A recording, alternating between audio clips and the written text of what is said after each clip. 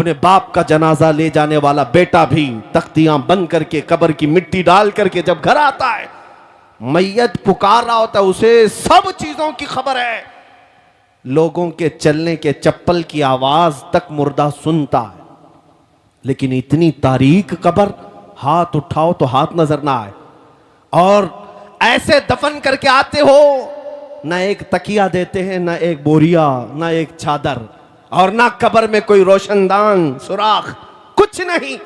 ये बातें मैं क्यों कह रहा हूं? तवज्जो, जब तुम अपने दोस्तों को भी जाते हुए देखोगे, तो मैं दफन करने वाला बेटा भी जाते हुए देखोगे, भाई भी जाते हुए तुम देख रहे होंगे, कब्र के अंदर सब छोड़कर चले जाएंगे। अंधेरा अंधेरा अंधेरा कब्र का। उस अंधेरी रात में अगर कोई रोशनी लेकर आता है तो ताजदार मदीना की जात, सुभान अल्लाह, मेरे आका सल्लल्लाहु ताला अलैहि वसल्लम की जात है। क्या बात है। उस कब्र की अंधेरी रात में वो रोशनी ले आएंगे। और मेरे अजीजों, जब तुम्हें पता है कि कब्र में हमें उनकी जरूरत है, हश्र में उनकी जरूरत है, तो फिर सुन लो आला हजरत क्या कहते हैं, आज ले उनकी पनाह, आज मदद मांग उनसे, आज ले उनकी पनाह, आज मदद मांग उनसे, कल न मानेंगे कयामत में अगर मान गया। हमने दुनियादारों को भी देखा है, उनके घरों पर इज्जत ढूंढने वाले, उनकी जूतियों पर इज्जत ढूंढने वाले, उन पर अपनी जिंदगियां निछावर करने वाले, बुढ़ापे में तुम्हें भी तन्हा छोड़ दिया जाता है। पार्टियों से निकाल करके तो ऐसा उन्हें बेवा बना दिया गया है कि कोई पूछता तक नहीं है। लेकिन ऐ सुन्नी मुसलमानों, मेरे आका सल्लल्लाहु ताला अलैहि वसल्लम से मोहब्बत करने वाला ये बात यकीन के साथ याद रखे, मेरे आका ने कभी अपने गुलामों को तन्हा नहीं छोड़ा, कभी तन्हा नहीं छोड़ा। अबुल्लैस समरकंदी रहमतुल्लाह अलैह फरमाते, एक वाकया लिखते, मक्का मुकर्रमा में एक शख्स का इंतकाल हो गया था, और जैसे ही वो इंतकाल कर गया उसका चेहरा जानवर की तरह बन गया। एक ही बेटा था, सुनो, एक ही बेटा था, और बाप का चेहरा जानवर की तरह हो गया। कुछ गुनाह किया होगा, कुछ गलतियां किया होगा। अब बेटे ने जब बाप का चेहरा बिगड़ता हुआ देखा, फौरन दरवाजा घर का बंद कर दिया, और देख करके मैयत को डर लगने लगा कि अब लोगों को दीदार कराऊं कि नहीं कराऊं, जनाजा उठाऊंगा, लोग तो देखने आएंगे, दफन कैसे करूं। घर की औरतों को सबको समझा बुझाकर बिठा दिया और कहा, अब मैं ऐलान नहीं करूंगा, बाहर दफन करने नहीं ले जाऊंगा, घर के अंदर ही गड़ा खोद कर अपने बाप को यहीं दफन कर देता हूं, ताकि किसी को पता ही ना चले, वरना बेइज्जती हो जाएगी, बड़ी जिल्लत उठानी पड़ेगी। नौजवान लड़का घर में रोता हुआ बैठा है, मेरे बाप के साथ क्या हो गया?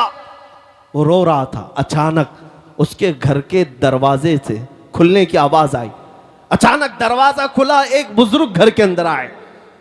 वो आते ही उनके चेहरे पर चादर थी, वो सीधे मैयत के पास गए, चादर हटाई, उसके चेहरे पर हाथ रखा, फिर चादर बंद कर दी। फिर इस नौजवान लड़के के पास आए। वो बुजुर्ग कहते हैं, क्या हुआ बेटा, क्यों रो रहा है? नौजवान लड़का कहता है, मैं तो आपको देखा नहीं, कहां से आप अंदर आ गए? मैंने दरवाजे सब बंद कर दिए थे, लेकिन अब आप आ गए हैं तो क्या देखते नहीं मेरे बाप का चेहरा बदल गया है? मैं अपने बाप को लोगों के सामने कैसे जनाजा उठाऊं? आप नहीं देखते चेहरा जानवर की तरह हुआ है। वाह हुए बुजुर्ग ने कहा, बेटा जाके देख तो सही, तेरे बाप का चेहरा सलामत तो है, कुछ हुआ नहीं। वो नौजवान खड़ा हुआ और गया अपने बाप की लाश के पास, चादर हटाई तो देखता है अपने बाप का चेहरा चांद की तरह चमक रहा है, सुभान अल्लाह, खूबसूरत है। वो खुशी के मारे रोते हुए सज्जाए शुक्र में गिर गया, अल्लाह का शुक्र अदा करते हुए फिर खड़ा हुआ। उसने रब ताला की बारगाह में अर्ज किया, मौला तूने फरिश्ता भेज दिया मेरे घर पर, ये कौन बुजुर्ग है जो मेरे बाप के चेहरे को उन्होंने ठीक कर दिया? उस वक्त तक वो बुजुर्ग घर से निकलने को थे, दरवाजे तक पहुंचे थे।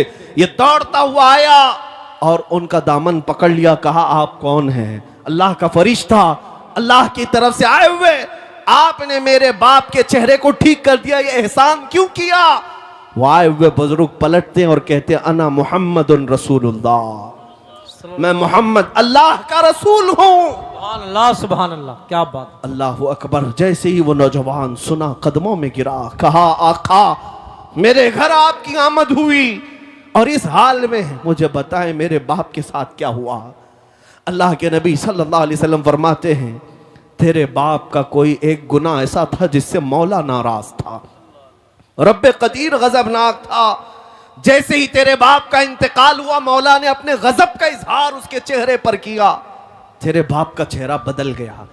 लेकिन ऐ नौजवान, तेरे बाप की एक अच्छाई थी, एक अच्छाई ये थी कि तेरा बाप उस वक्त तक बिस्तर पर सोता नहीं था जब तक 100 मरतबा मुझ पर दुरूद नहीं पड़ता था। हाँ हाँ, क्या बात है, वाह वाह वाह। हुजूर फरमाते हैं रोजाना इसकी आदत थी। गुनाह होंगे लेकिन अपने नबी को याद किए बगैर सोता नहीं था। जो फरिश्ता इसके दुरूद मुझ तक पहुंचाता था, आज वो फरिश्ता आकर कहने लगा गजब हो गया या रसूल अल्लाह, आप पर दुरूद पढ़ने वाला वो बंदा आज मर गया लेकिन मौला के जलाल का शिकार हुआ, अल्लाह के गजब का शिकार हुआ है। अगर आका आप उस पर रहम न करेंगे तो दुनिया बाद में ताना देगी, दुरूद पढ़ने वाले का चेहरा ही सलामत नहीं रहा तो किसका सलामत रहेगा। मेरे आका फरमाते हैं मैं अपनी कब्र से उठ करके आया और तेरे बाप के चेहरे को देखा तो बिगड़ा हुआ था।